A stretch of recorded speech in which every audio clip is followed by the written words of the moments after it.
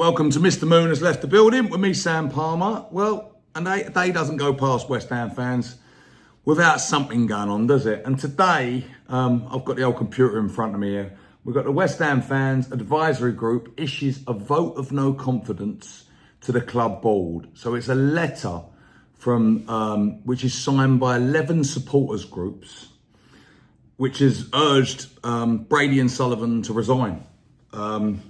It's the Fan Advisory Board, which is abbreviated to FAB on here. Represents more than 25,000 supporters. They've issued a vote of no confidence to the board today with a letter. I'll read you. A letter from the FAB signed by 11 supporters group and I'm reading this out of The Guardian today. There's multiple people have reported on it. A letter from the FAB signed by 11 supporters group was sent last week to the shareholders Sullivan, Vanessa Gold, Daniel Krensky and Trip Smith and made public on Wednesday. It cites an ageing and uncompetitive squad as one example of sustained failure on behalf of the executive management. Since the club won the Conference League and sold Declan Rice to Arsenal for £105 million 2 years ago. One group, which is a signatory to the letter, is calling for a boycott of the home game against Brentford next month. The FAB is described by West Ham as the club's primary mechanism for formal consultation and engagement. You told us that our move to the London Stadium would take us to the next level. The reality is our commercial revenues are now dwarfed by our supposed rivals.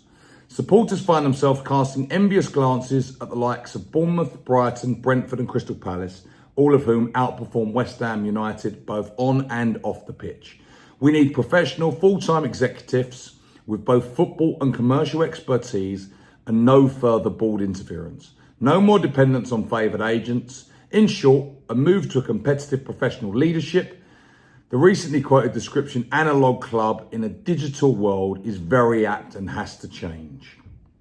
It is understood that there is some surprise at West Ham at the time of the letter. Sources said a positive and constructive meeting was held with the FAB 3 days before the start of the season, and that nothing was raised by the fan representative present. The Vice Chair, Karen Brady, is understood or attended and spoken with the fans.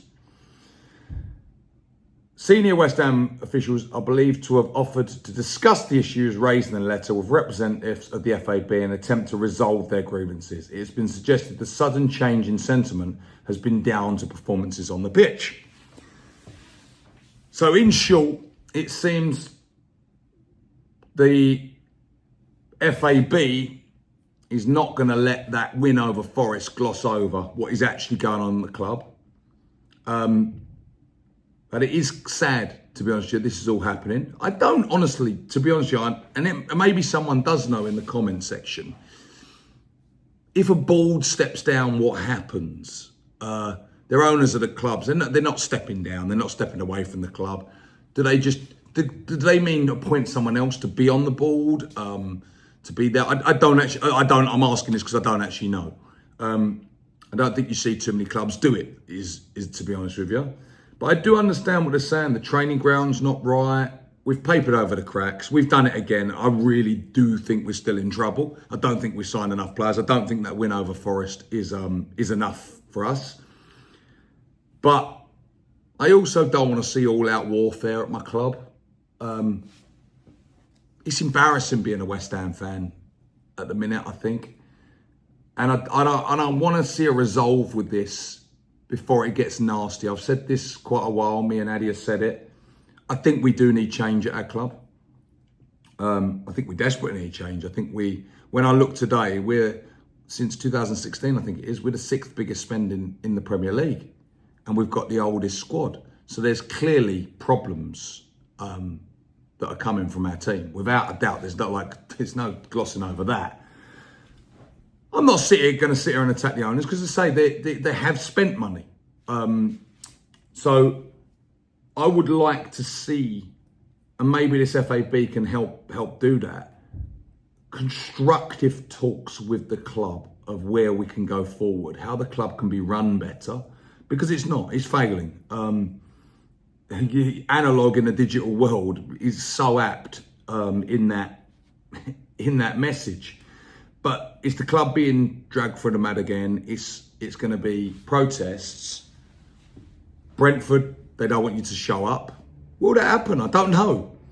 In theory, it's the good thing to say, because that's where people vote. Vote with your feet, vote with your wallet, and change might come. If people continue to go, then obviously, will you get change? I don't know. So I will. We'll have to keep watching this one, because it's a bit of a wait and see. I don't really know the answer, to be honest with you, but I think there is an answer, and I'd love to be a part of that discussion. I think there is a breakdown with the ball. There's clearly a problem with our transfer business. That's as clear as anyone can see.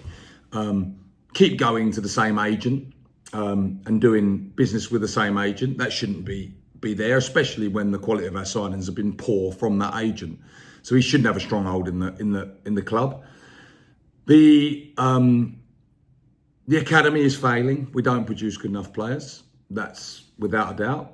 We don't sell on players for profits, very rarely. So that needs addressing.